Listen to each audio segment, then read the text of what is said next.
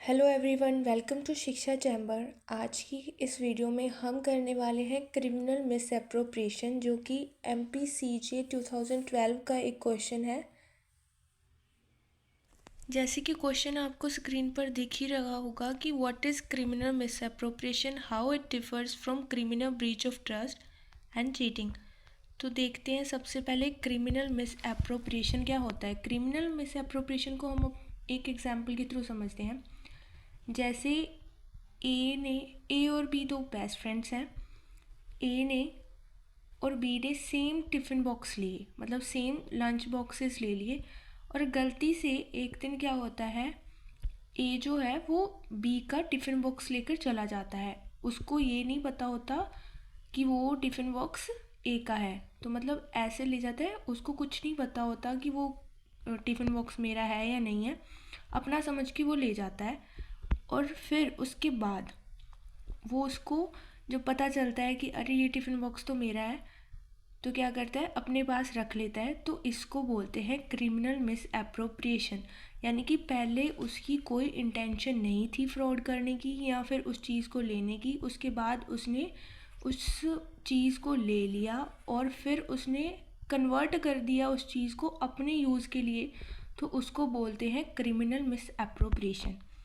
The offense of criminal misappropriation consists in dishonest intention, dishonest intention से किया होना चाहिए, और कन्वर्जन, या तो क्या है उसकी डिसऑनेस्ट इंटेंशन होनी चाहिए और या फिर कन्वर्जन होना चाहिए, या तो वो परमानेंटली हो या फिर टेम्परली हो। किसका? मूवेबल प्रॉपर्टी का, which is already in the possession of the offender, जो कि ऑलरेडी किसके पोजेशन में है? ऑफेंडर के पोजेशन में है। तो पोजेशन यहाँ किस प्रकार से हो सकता है? दो प्रकार से हो सकता है। जहाँ तो उसने इनोसेंटली किया हो, जैसे हमने अभी अभी लंच बॉक्स वाला एग्जाम्पल देखा, ठीक है, और दूसरा रॉन्गफुली, किसके थ्रू? थेफ्ट के थ्रू भी हो सकता है। ये वही इलस्ट्रेशन है जो हमने पहले इंट्रोडक्शन के अंदर देखी है, उसी से मिलती जुलती एक इलस्ट्रेशन है। जैसे कि A sees Z drop his purse with money in it, A picks up the purse with the intention to restoring it to Z, but afterwards appropriate it to his own use, A has committed criminal misappropriation of property। ए ने देखा कि Z अपना purse भूल गया, तो ए उसको उठा लेता है, किस इंटेंशन से कि वो जेड को दे देगा, बट उसके बाद उसकी इंटेंशन बदल जाती है, वो अपने यूज़ के लिए उस पर्स को यूज़ करने लग जाता है। तो यहाँ उसने क्या कर दिया? क्रिमिनल मिसअप्रोप्रिएशन कर दिया उस प्रॉपर्टी का। अब क्रिमिनल मिसअप्रोप्रिएशन का जो ऑफेंस है वो डिफ़ाइन कहाँ है? वो 403 IPC के अंदर डिफ़ाइन है। तो देखते हैं, सेक्शन 403 के बोल रहा है, of IPC shows that how an original innocent taking gets transform into criminal misappropriation by subsequent act. ये बोल रहा है कि कैसे जो इनोसेंट टेकिंग होती है, किसी ने इनोसेंटली कोई चीज़ ले ली, तो वो ट्रांसफॉर्म कैसे हो जाती है क्रिमिनल मिसअप्रोप्रिएशन के अंदर, उसके दूसरे सब्सिक्वेंट एक्ट के थ्रू। वो बोल रहा है सेक्शन 403। तो इसको देखने के लिए हम देखते हैं एसेंशियल इंग्रेडिएंट्स जो हमने सेक्शन 403 से ही निकाले हैं। तो पहला एसेंशियल इंग्रेडिएंट है कि there has to be a dishonest mens rea या इंटेंशन, कि बंदे की क्या होनी चाहिए? डिसऑनेस्ट मेंसरिया होनी चाहिए, डिसऑनेस्ट इंटेंशन होनी चाहिए। सेकंड है there has to be misappropriation और conversion of the property for a person's own use. दूसरा है कि वो मिस अप्रोप्रिएट कर रहा है प्रॉपर्टी, और या फिर उसको कन्वर्ट कर रहा है किसके लिए? अपने खुद के पर्सनल यूजेस के लिए। उसके बाद हम देखते हैं दो मीनिंग, देखते हैं दो टर्म्स देखी हमने। अप्रोप्रिएट का मतलब क्या होता है और कन्वर्ट टू ओन यूज़ का मतलब क्या होता है? Means assign the property to oneself और another to the exclusion of the owner. जैसे कि ऐसे असाइन करना कि वो प्रॉपर्टी क्या है? मेरी ही है, और दूसरे को उसके यूज़ से एक्सक्लूड कर देना, वो होता है अप्रोप्रिएट। और दूसरा है कन्वर्ट टू ओन यूज़, जैसे कि यूजिंग अनदर्स प्रॉपर्टी, किसी दूसरे की प्रॉपर्टी को यूज़ कर रहे हो ऐसे जैसे कि वो खुद की अपनी ही प्रॉपर्टी है। ठीक है, इलस्ट्रेशंस देखते हैं इसकी रिगार्डिंग कि A takes property belonging to Z out of जेड्स पोजेशन इन गुड फेथ। यहाँ तक क्या हुआ, ए ने प्रॉपर्टी जो जेड से बिलोंग करती थी उसको अपने पोजेशन के अंदर ले लिया। कैसे? इन गुड फेथ। पोजेशन कैसे आया यहाँ उसके पास? Innocently, believing at the time when he takes it that the property belongs to himself. जब वो उसको ले रहा है तो उसको लगा कि ये प्रॉपर्टी उसी से बिलोंग करती है। तो यहाँ वो एप्रोप्रिएट का मतलब यही या इस इलस्ट्रेशन से निकल कर आ रहा है कि ए ने जो प्रॉपर्टी जेड से बिलोंग करती है तो उस प्रॉपर्टी को ले लिया। कैसे? इन गुड फेथ। उसको लगा कि ये प्रॉपर्टी मेरी ही है तो ले लिया। इसको हम एप्रोप्रिएट से समझ सकते हैं कि इसका मतलब है एप्रोप्रिएट कर लिया उस प्रॉपर्टी को। अब अगर ए ने, अब तक तो ए क्या है, गिल्टी नहीं है, ना थेफ्ट के लिए है ना क्रिमिनल मिसएप्रोप्रिएशन के लिए। बट अगर ए को पता चल जाता है अपनी गलती, डिस्कवर कर लेता है वो कि उसका जो एप्रोप्रिएशन है वो मतलब गलत है, तो क्या हो जाएगा, बाय मिस्टेक हुआ है तो डिसऑनेस्टली जो उसने प्रॉपर्टी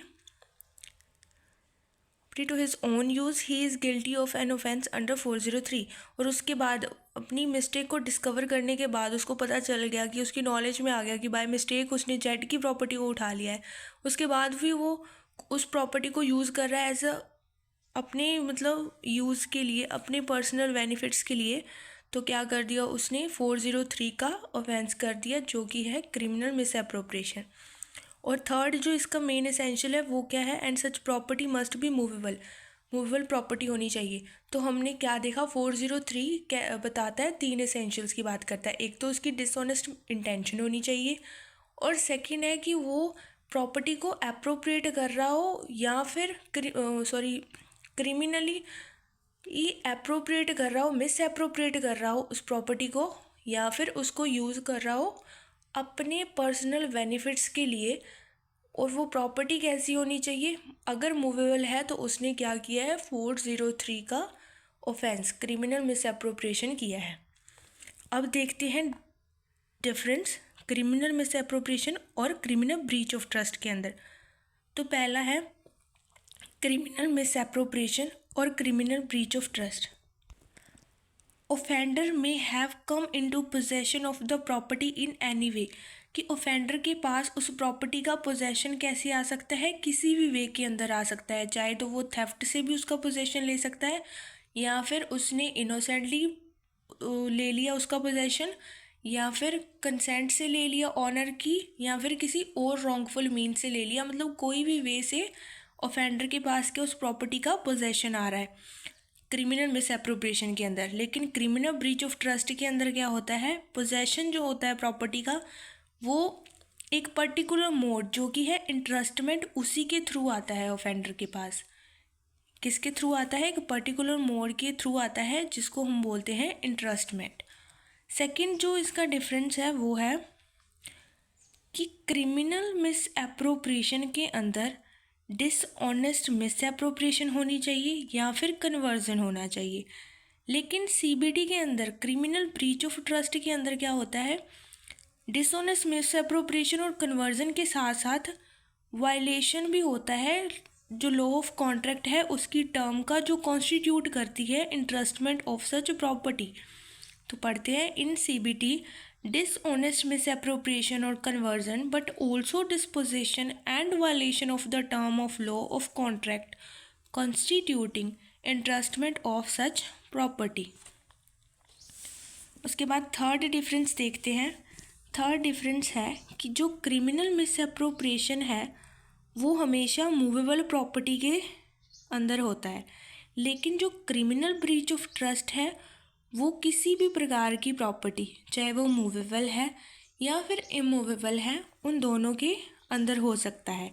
और अगर हम फोर्थ डिफरेंस देखें तो फोर्थ डिफरेंस है इनके सेक्शंस का, प्रोविजंस, यानी कि जो क्रिमिनल मिसअप्रोप्रिएशन है उसके रिगार्डिंग प्रोविज़न दे रखी है सेक्शन 403 के अंदर, और जो क्रिमिनल ब्रीच ऑफ ट्रस्ट है उसकी प्रोविजंस दे रखे हैं सेक्शन 405 आईपीसी के अंदर। तो हमने क्रिमिनल मिसअप्रोप्रिएशन और यानी कि जो क्रिमिनल मिसअप्रोप्रिएशन है उसके रिगार्डिंग प्रोविज़न दे रखी है सेक्शन 403 के अंदर, और जो क्रिमिनल ब्रीच ऑफ ट्रस्ट है उसके प्रोविजंस दे रखे हैं सेक्शन 405 आईपीसी के अंदर। तो हमने क्रिमिनल मिसअप्रोप्रिएशन और क्रिमिनल ब्रीच ऑफ ट्रस्ट के अंदर पूरे 4 डिफरेंस देखे। पहला कि पोजेशन कैसे आता है ऑफेंडर के पास, और दूसरा देखा हमने कि क्या क्या होना चाहिए क्रिमिनल मिसअप्रोप्रिएशन के ऑफेंस को और क्रिमिनल ब्रीच ऑफ ट्रस्ट के ऑफेंस को कमिट करते वक्त। और तीसरा डिफरेंस हमने देखा कि प्रॉपर्टी कैसी होनी चाहिए, प्रॉपर्टी का नेचर कैसा होना चाहिए। और फोर्थ हमने देखा कि उनके प्रोविजंस क्या क्या हैं, कहाँ कहाँ डिफाइन किए गए हैं। इनका हम पनिशमेंट्स वगैरह को भी एज अ डिफरेंस इंक्लूड कर सकते हैं। अभी जो हमारा नेक्स्ट डिफरेंस है वो है क्रिमिनल मिसअप्रोप्रिएशन और चीटिंग के अंदर। तो सबसे पहले अगर हम देखें क्रिमिनल मिसअप्रोप्रिएशन और चीटिंग के प्रोविजंस, तो पहला डिफरेंस यहीं से निकल कर आ रहा है कि जो क्रिमिनल मिसअप्रोप्रिएशन है वो तो दे रखा है 403 के अंदर, और जो चीटिंग है वो दे रखी है 415 के अंदर।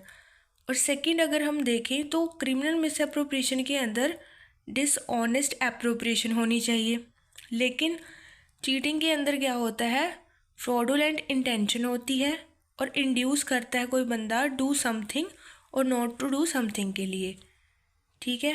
और थर्ड पॉइंट है क्रिमिनल मिसअप्रोप्रिएशन के अंदर conversion of property for his own use. Offender क्या करता है, कन्वर्ट कर देता है प्रॉपर्टी को अपने यूज़ के लिए। लेकिन चीटिंग के अंदर क्या होता है, इंड्यूसमेंट करता है कि वो डिलीवर करे या फिर रिटेन करे किसी प्रॉपर्टी को। और फोर्थ जो इसका डिफरेंस है वो है क्रिमिनल मिसअप्रोप्रिएशन ज़रूरी नहीं है कि वो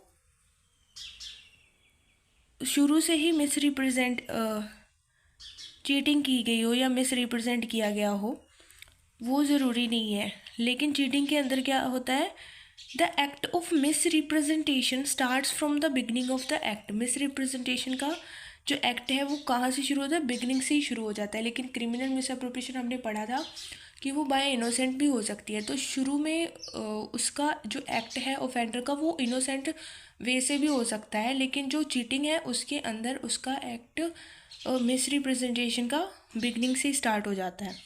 और फिफ्थ जो इनके बीच का डिफरेंस है वो है कि जो क्रिमिनल मिसअप्रोप्रिएशन है वो सिर्फ मूवेबल प्रॉपर्टी से डील करता है और उसमें किसी प्रकार की इंजरी वगैरह की बात ही नहीं हुई है, ना बॉडी ना माइंड ना रेपुटेशन की।